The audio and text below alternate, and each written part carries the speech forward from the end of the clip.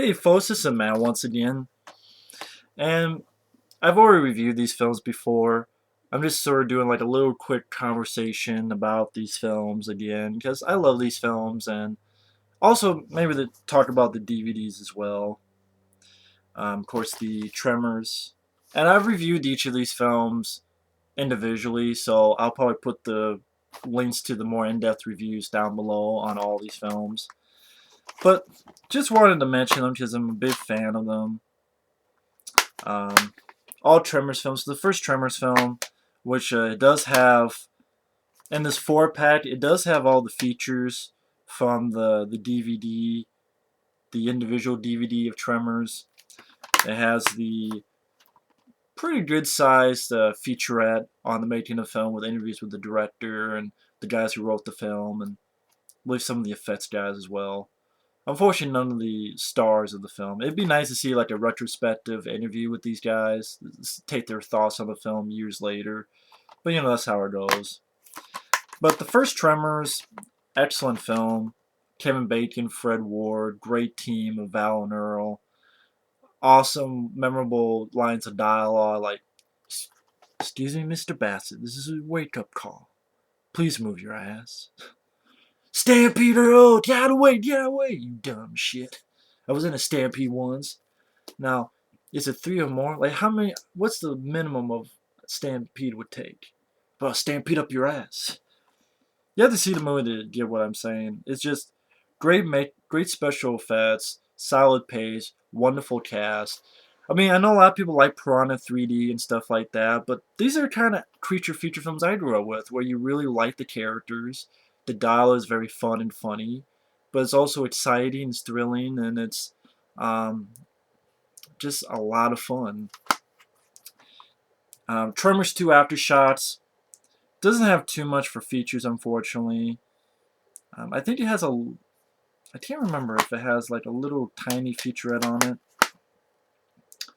Because they don't say anything on the back of these, which is weird. They don't say anything on the back. But Tremors 2 Aftershocks is definitely. That's another fun sequel. It went direct to DVD. I think I read one time that they were thinking of putting it in theaters, but they just all of a sudden went to direct to DVD. I think for a direct to DVD film, Tremors 2 Aftershock is one of the best of its kind for direct to DVD. It's still entertaining. Granted, you don't have Kevin Bacon back, but you do have Fred Ward, who's a lot of fun. You have some really good creature effects by Alec Gillis and Tom Woodruff Jr. That's not wasted. I think it's still well written. You still have a lot of fun. You still have funny dialogue. You have a different take on the Graboids, where you have the Shriekers, the smaller bits with the Heat Seekers on top of their head that sort of pull out. And again, for a direct-to-DVD film, it has fun, it has entertainment value, it has the comedy, it has some great one-liners. Fred Ward, the cast do a good job, including even Christopher Garden, who's the new guy who's really excited to get the money. But I was kind of worried at first. Oh god, he's gonna be one of those annoying fellas, but really grew to like him. Helen Shaver, she does a good job. Uh, Tremors 3, which really enough is the only film that was actually PG rating, Back to Perfection. That was one of those films that Tremors 3, there is a I know there's a featurette on Tremors 3. Tremors 2, I don't think there is. Tremors 2, for what I remember now, only has a trailer, which is kind of shitty. Because the more I think about it, I know there's a little featurette on Tremors 3, weirdly enough. And Tremors 3, Back to Perfection, like, again, I've done more in-depth reviews, so I won't go too deep, but it's one of those films that just very so-so. Not having Kevin Bacon or Fred Ward really hurts the film. I mean, it's one of those films. It's watchable for me. Like I can watch it, okay, but it's not great at all. It's not. You know, Michael Gross does the best he can, but yeah, some little bit of the new version of the Graboids ass blasters. I'm like, wow, I can't even take this seriously. The PG rating, come on now. I mean, not even a PG-13, an actual PG rating, really. Um, it seems toned down. It seems like something you would see in a way made for sci-fi, but this is like I mean like the old sci-fi, not the SYFY. So it's not as terrible as a sci-fi channel, but it seems like something that would have been made for that. The cast of characters are not really that interesting. Michael Gross does the best he can. It's fairly forgettable, the events of the film, but at the same time, I mean, I didn't watch the film. It's watchable to me. Like it's okay. Definitely not up to par for the first two. And Tremors 4, The Legend Begins, that's where it takes place in the Old West. And Michael Gross plays an ancestor of Burt Gummer. Only this, he's like very, hey, how's it going? And he's like very against guns and very prim and proper type of guy. And like, ugh. And then it's later on in the film where again, this film really does feel cheap. Tremors 4, The Legend, I don't know, it just feels cheap. It feels like a cheap film. It wasn't really that funny. Um, wasn't no interesting characters. Not even Michael Gross saves it. It's very boring. There's a few shoddy special effects. It just felt boring for the most part. Not an interesting story. You did not need a prequel to Tremors in the Wild West. This is one of those things like, okay, this was not needed. It was not wanted. It's kind of forgettable.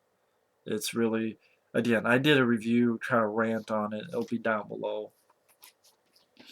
And then you have the TV show. Yes, they actually did a TV show, which there are no features, but there's 13 episodes.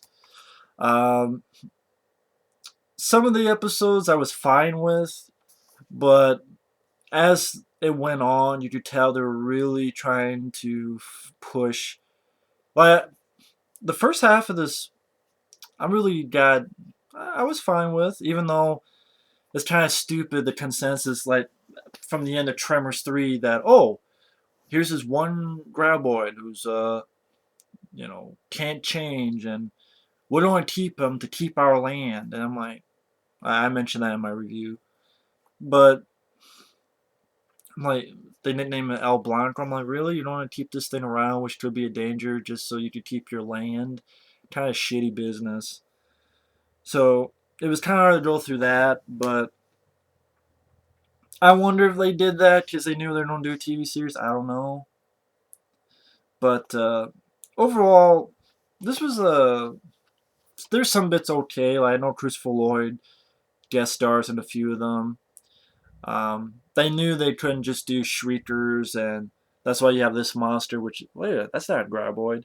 It's Alec. Because you have this government institution, this government facility, I should say, that was buried in the desert out there, and they have this what they nickname Mixmaster, something that will blend genes of different animals, so they find different creatures out there. And as the you probably got the feeling that by the end of this, that Michael Gross was probably maybe he was going to leave the series because they don't give him much to do. He kind of gets out of the picture. I don't know if he was busy with other stuff, but when Michael Gross wasn't there and it got to the last 3 or 4 episodes, it got very tedious and boring. So it didn't go for season 2. Obviously, it wasn't a hit, and maybe that's for good measure. I mean, there's only so much you could do with graboids and shriekers and ass blasters. I mean, there's only so much you could do. I mean, for 13 episodes, they were pushing it. And that's why they had to create this thing where you had these different creatures. And it is really pushing it. Because at the end of the day, you did not need a TV series of Tremors. Especially no Kevin Bacon, no Fred Ward. I mean, it's definitely being a fan of Tremors, especially 1 and 2, it was definitely worth watching. I'm glad I have the DVD. And there were some episodes I enjoyed. Like, I will say the episode I enjoyed the most is when they're all trapped in Michael Gross's bunker. And it's kind of like a siege movie where they're trying to get in and they have to figure out how to get out of there. And they're all coming in on all sides and they're shooting them left, right, and center. But then, yeah, we also have a lot of episodes, mainly at the end, where you just kind of.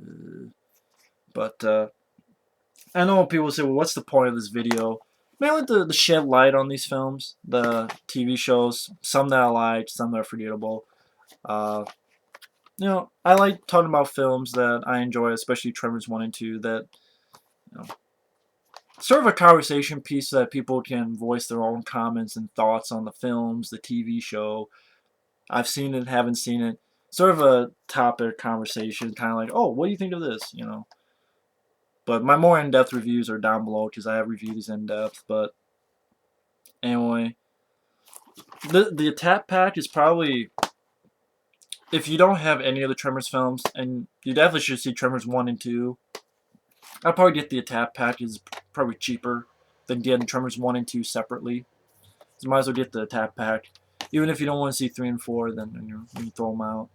TV show, I don't know. I mean, maybe for the most diehard fans, but again, I found some interesting episodes in here, some fun, but they were really petering out at the end, you could tell, and they're really stretching. But again, I talked about more of this in depth down below in the links, so feel free to check them out. Either way, thanks for watching. Take care, and we will see you later. Ciao.